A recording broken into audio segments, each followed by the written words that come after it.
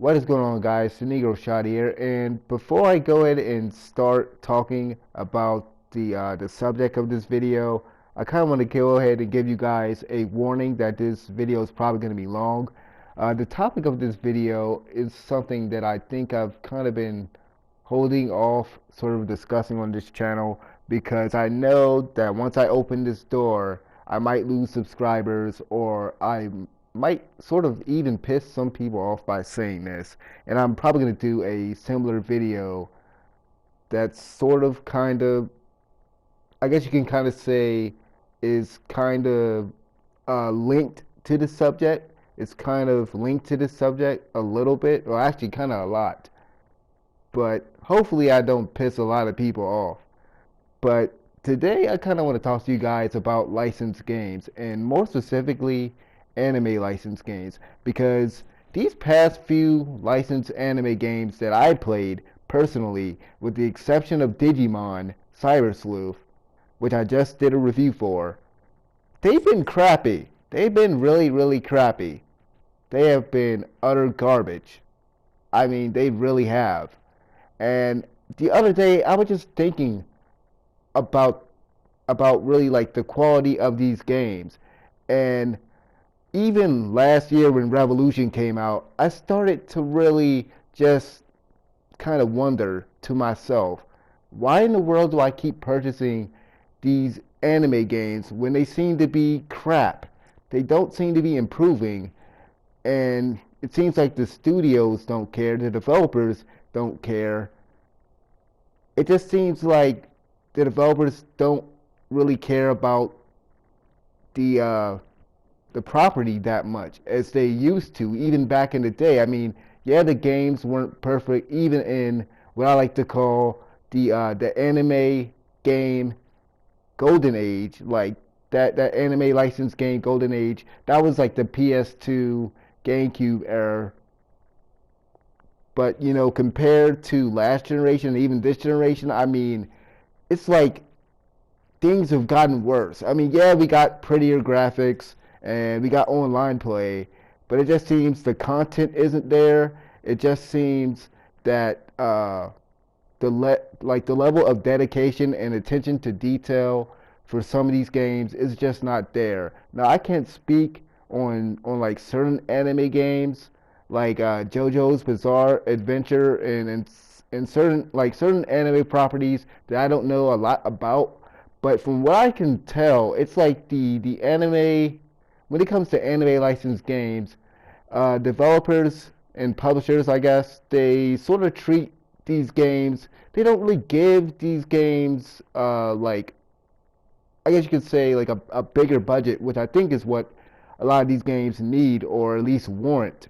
Like these developers don't really set out to make great games. They just set out to make like fan service products that only really the fans would want to play. And I know a lot of you guys are probably scratching your head, sort of thinking that yeah, well that's what they should do because anime in general is kind of sort of a niche thing to be into, especially nowadays, because it's not like back in the day when Tanami was a lot more mainstream, a lot more out there. Like it was coming on at 5 o'clock, everyone knew about it, and it was anime was a bigger thing back then. But it's like nowadays, since anime isn't that big, and like the audience is, at least from what I can tell, it's like the audience is a lot smaller, or at least it seems like there's not as much exposure to anime, and so I think that sort of plays into it. Like I think that sort of plays into the fact that studios aren't going to go that extra mile to make a better refined experience when it comes to these anime games. But something that I was thinking about the other day was Batman Arkham Knight, and here's why. Well, not just Batman Arkham Knight, but the Batman Arkham series as a whole. Rocksteady, Rocksteady is a great developer. They are a great developer. They actually cared about Batman, and as and I I really, really hated Arkham Knight. You know, I felt like they dropped the ball. That's the only bad game that they have done.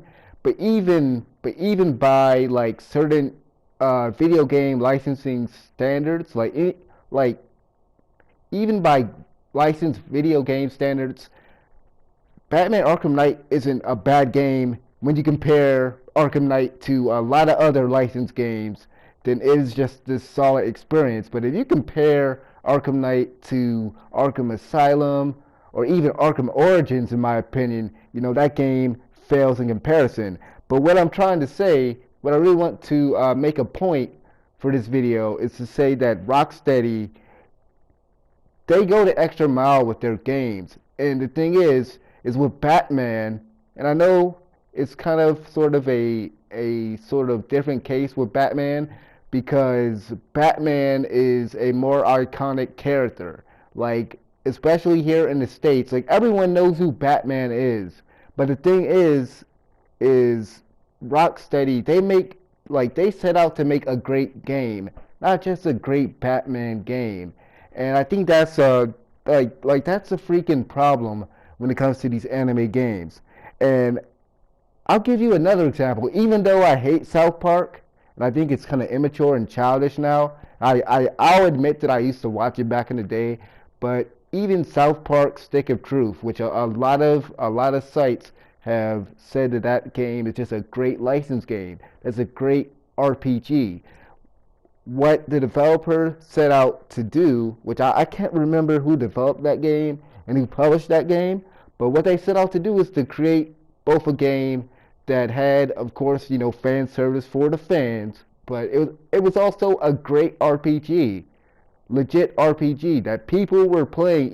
I even want to say that people that weren't fans of South Park were actually playing that game and actually enjoying it. And the thing is with these anime games, it doesn't really have that sort of low barrier of entry because of mainly, you know, maybe it's the cultural differences or maybe it's just the subject matter of certain anime. And then there's also the fact that some anime games, the story itself, like the story mode and everything, it expects you to have read or have, you know, watched a lot of the anime first, and so you'll be lost. And then also, and this is what I think the main problem is, it's just the mechanics. The mechanics are so just like there's no depth to it, and there's really just nothing interesting about it or you know revolutionary about it.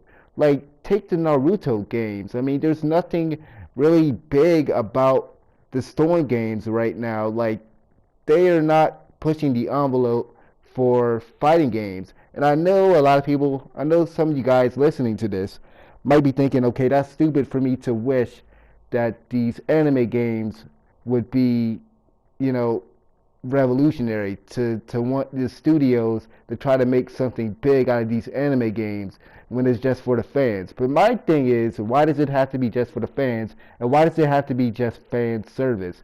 Because when you look at Storm, when you look at Storm and compare it to, let's say, Ultimate Ninja, or even better yet, Clash of Ninja. Clash of Ninja, especially the later games as it evolved and you know the systems got a lot more complex, is a good fighting game, legit fighting game, and I think it doesn't get as much respect as it probably should. Like it's a great fighting game, great mechanics, but there's also this feeling of even when you're going through the menus of that game, or even if you're like playing with different characters, like it's this sort of feeling that the developers actually took time to you know create everybody's move set and have each character sort of feel differently, and then the menus are just so lively and sort of have that sort of feeling to it that it's like it knows what it is. Like it's kind of hard to explain, but it's like the menus back in the day. Like if you compare the presentation to Like if you compare the presentation of some of these PS2, GameCube era sort of anime games to the presentation of some of these like PS3 and Xbox Xbox 360 games, and then the ones now, the presentation is so different.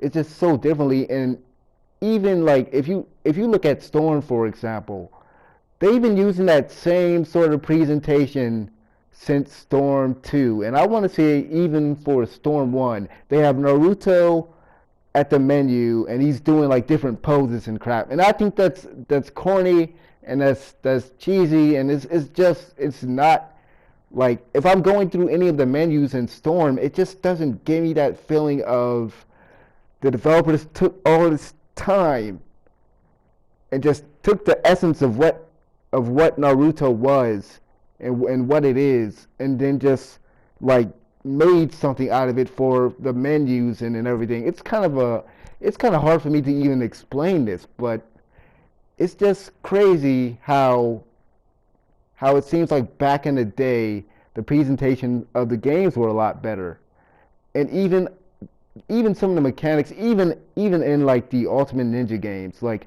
even when they first started out, even if some of the sites did like games like GameSpot and like IGN, they might have rated like Ultimate Ninja low, but compared to now, it's like Ultimate Ninja is like the greatest fighting anime game of all time compared to Ultimate Ninja Storm.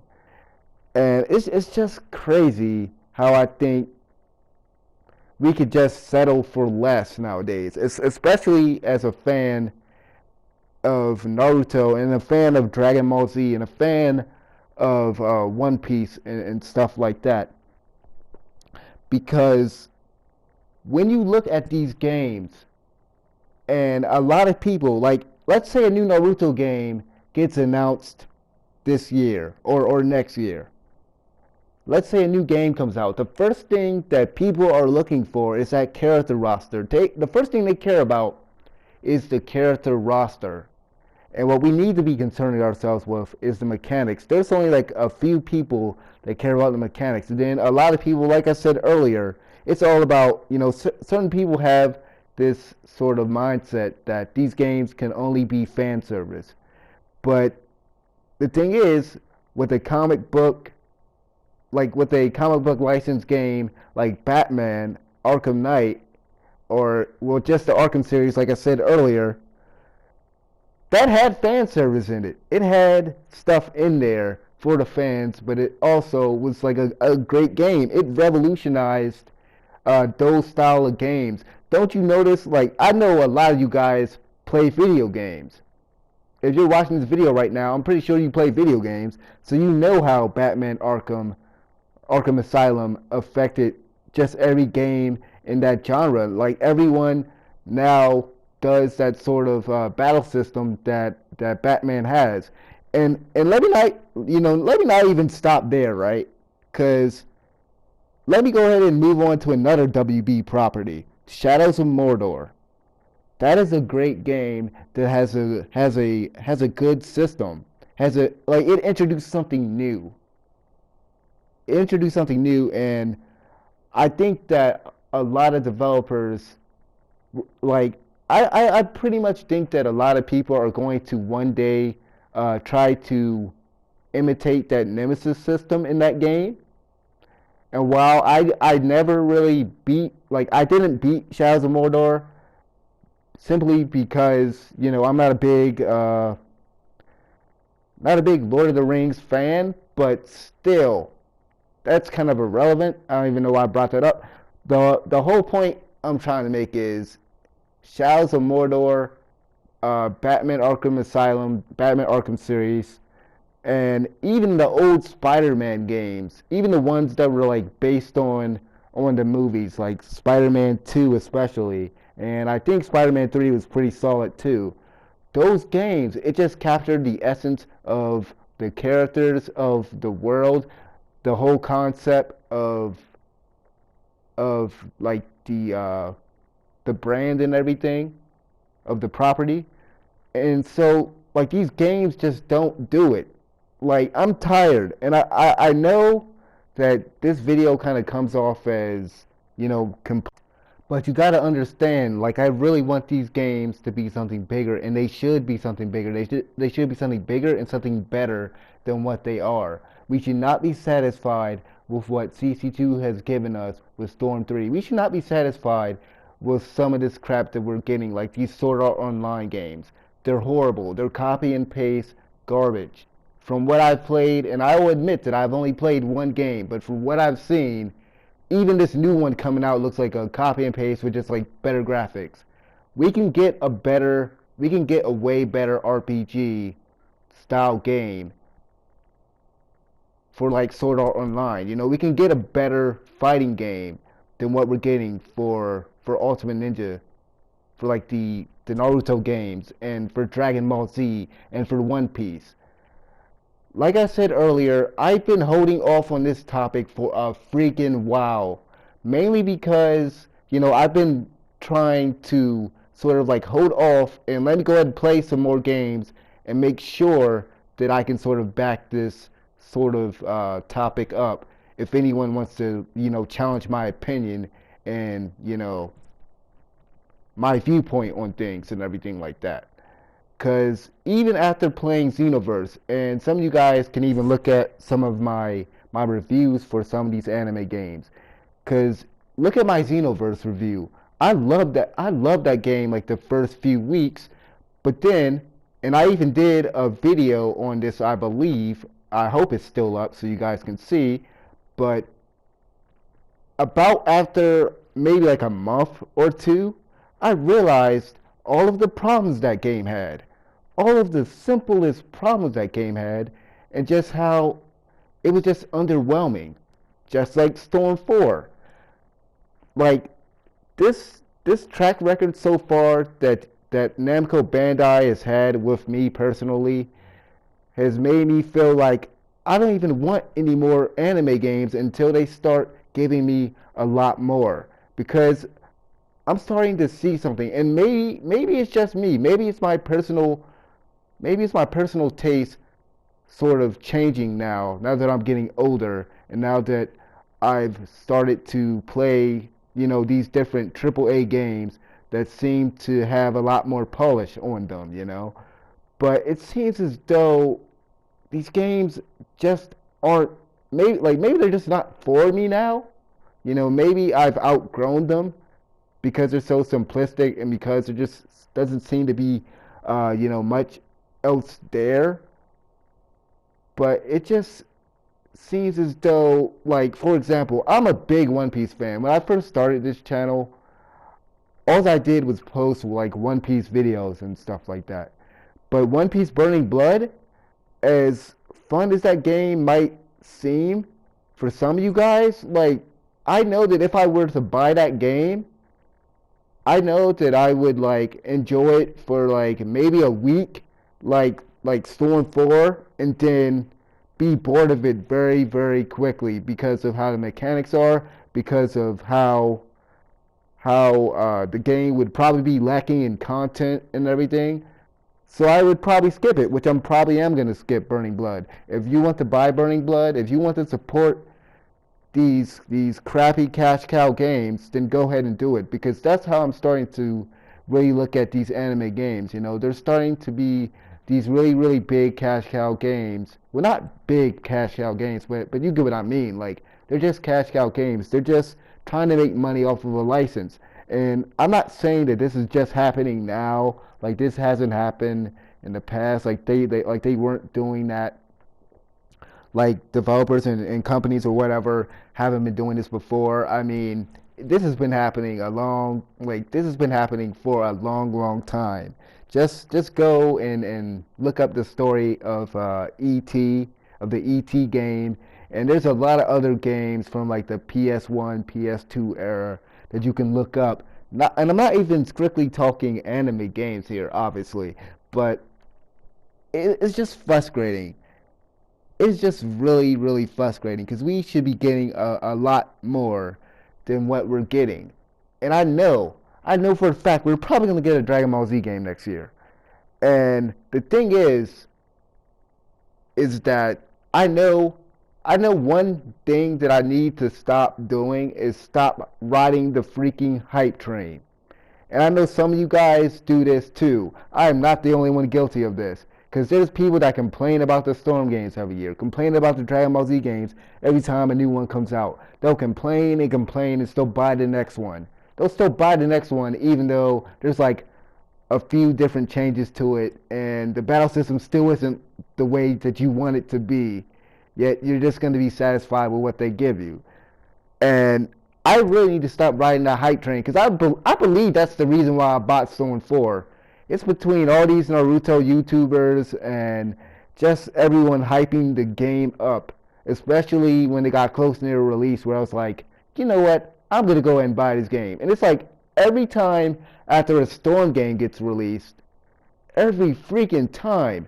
I keep saying all the things that were wrong with it. I keep saying how retarded CC2 was because they didn't add this in or add this or add that in.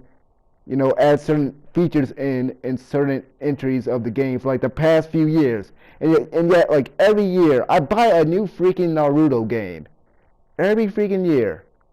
Every freaking year.